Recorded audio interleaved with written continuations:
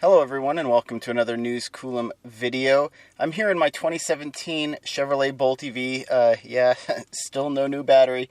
But I think I want to go for a bit of a grocery run. Maybe just to sort of illustrate why I kind of need a 200-mile EV, why a lot of people need 200-mile EVs as far as rural drivers and commuters, and why, maybe plug-in hybrids aren't the best option either because you're always burning gas.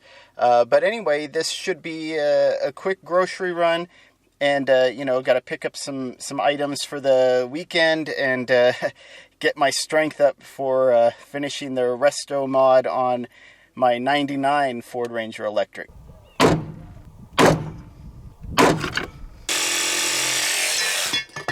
So, without further ado, let's head out and I'll catch up more along the way. Our first stop in this shopping trip was here at Walmart. I just kind of wanted to show this because this is sort of a basic trip that I do to pick up pet food, things like that. It's a pretty common trip. And already we're over 40 miles, 42.5 miles into this trip. And we're just getting started. Now, there is a charger here. Could have stopped there, but, I've only used 10 kilowatt hours so far, still well above 80%. It would have been a waste of time to hook up. There are 3 cars in the parking lot charging now. So there is sort of this rule of always be charging. But really, it's not necessary if you're going to be going to other chargers. But ideally, you want a car that can get you through your entire typical daily routine without requiring charging at all. I'm going to be kind of pushing it today on a 153,000 plus mile battery. So it's probably not realistic, but it just goes to show you how much I'm looking forward to my new 66 kilowatt hour battery pack. So, but yeah, let's button this up and continue shopping. We're here at the Olive Pit in Corning, California. I actually parked right next to the charge point charger, which is no longer in service. It was an old 24 kilowatt charger that they just haven't gotten around to repairing yet, which is unfortunate. It's pretty convenient if you're going to stop here, like I said, by the Olive Pit or something, and maybe grab a sandwich or go shopping. Try to shop local if you can. Getting some olive oil here. And, just support your local businesses, shop smart, shop smart. But, the temperatures are up to about 100 degrees right now. We're a little over 70 miles into this trip. There's a Bolt EV that keeps circling around. I think they're looking at this charge point charger, maybe thinking they're going to use it. But there's actually a FreeWire charger just down at the TA travel stop. So I wonder if they're maybe a little bit confused about where they are or where they're going. They have a British Columbia license plate. So anyway, but yeah, we're continuing on, and the next stop, well, we'll figure it out where we go. Again, like I said, having charging here would have been nice, would have been convenient, especially a 24 kilowatt charger, but it's not crucial. So we're just going to keep soldiering on. I've stopped here at Sundial Bridge in Reading a few different times, this charge point site, but I don't think I gave it its due credit.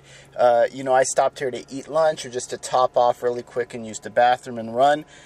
But I really think this is what a charging site needs to be, right? So, yeah, the first charger, there was an issue there. The latch on it was broken, which the screen was also dead, but the charger appears to be functioning. But the Bolt EV specifically, and that i3 actually on the other side that's charging on one of the other chargers, these cars can't use a CCS connector when the latch is broken. Some cars are okay with it, but the Bolt EV and the i3 specifically, no good if someone breaks that latch off the CCS head. So please don't do that. But also the screens are down. But like I said, I just swiped my ChargePoint card. It charged right up. Started right up, almost 50 kilowatts minus whatever thermal management was going on because it's over 100 degrees. But yeah, just going around Sundial Bridge, it's a great location. There's the Turtle Bay Museum. There's a bistro coming soon. There are places to picnic if you bring your fishing pole. I really think this is maybe the future of what electric vehicle charging sites need to look like. Where it's more of an excursion. These 125 kilowatt chargers, they're the perfect speed for a 45 minute to as much as an hour and a half stop with some of the more modern, larger battery pack electric vehicles. Enough time to go to the museum with the kids, walk across the bridge, see the sights, have a picnic, eat a sandwich, whatever. So go hiking, go for a bike. Like I said, go out to the river, go fishing. Yeah, so absolutely great, but I've dawdled enough just charging up. This probably is enough to get me home. I don't know, but I think I might be planning on stopping by Walmart on the way back anyway to get some frozen goods that I couldn't get on the way out because, well, that's the nature of shopping. And when you're going to drive 200 to 250 miles on a shopping trip, well, you can't get frozen goods in your first stop, even with the cooler I have in the back. So, yeah, let's get ready to head out. Quick stop by Trader Joe's is done, and we're heading back. So we're 122 miles, a little more than that, into the trip. It's 102 degrees right now, so it's really started to warm up. Even with the AC off, you can hear the Bolt EV's thermal management just chugging away.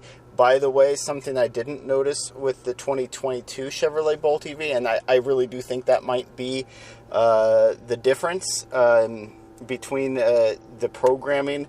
Anyway, though, and of course that could affect the charging rate. But right now we have some frozen goods. We have some stuff that I need to keep cool. We should be able to make it all the way home without stopping. But if I have to stop at Walmart, I will. Because there are some other items I can pick up there that, like I said, I didn't want to pick up if they were frozen. And then I can always top up for 5 to 10 to 15 minutes while I'm in the store, and that's more than enough to get me home. Yeah, let's get running. All right, so a quick stop here at Walmart. It's still 100 degrees out right now, but we now have plenty of juice to get home. I got the extra frozen stuff I needed. We're actually about to just take off now.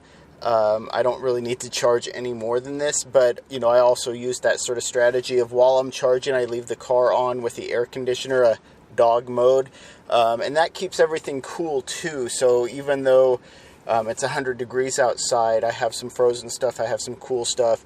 Staying inside the car, it's a nice 72 degrees, and then the cooler keeps the frozen stuff actually frozen. But yeah, let's just get ready to head out. That concludes the grocery shopping trip, 243 miles.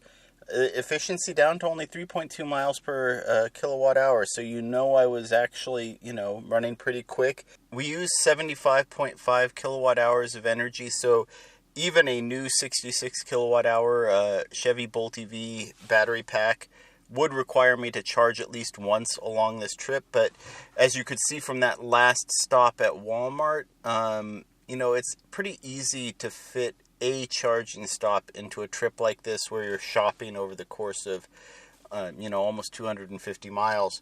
I could have taken a shortcut, but I didn't. That would have cut about 10 miles off. But like I said, I needed to go to Walmart anyway.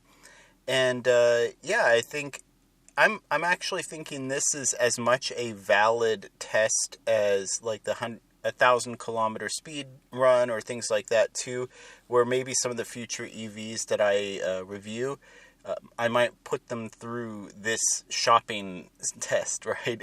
I think in some ways it becomes a little bit more valid. See if it can hold, say, that 120-quart cooler I have in the back of the Bolt EV. See the efficiency over the run.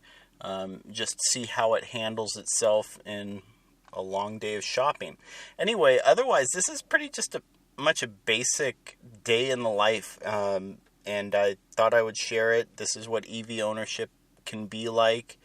Just do your shopping, get things done, charge when it's convenient or makes sense. And I hope this was informative. I hope it was helpful. If you enjoyed it, please like and subscribe. It really helps out the channel, and thank you for watching.